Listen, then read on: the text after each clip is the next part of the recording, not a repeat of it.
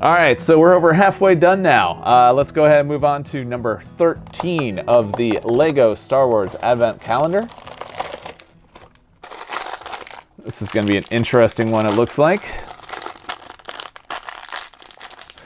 This first one, I'm not 100% sure where we're going with, but we'll figure this thing out together. All right, so we've got these like this.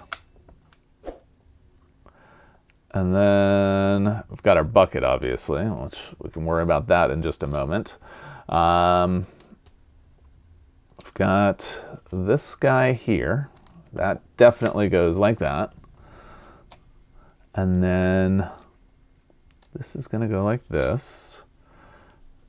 Looks like this is going to go like this. And then this is going to go like this, but we're going to put our flat piece on there. Okay, looks like there's a flat piece here, and then, yeah, flat piece here, and then flat piece here. That doesn't seem right. That's probably because this one needs to go here. There we go. And then that would go like that. Okay. And then we've got our bucket. Definitely understand how that's going to work. Just a very tiny piece. There we go. Bucket. And there we go. We've got 2 extra pieces. All right, so that was day number 13 there. What are you thinking so far?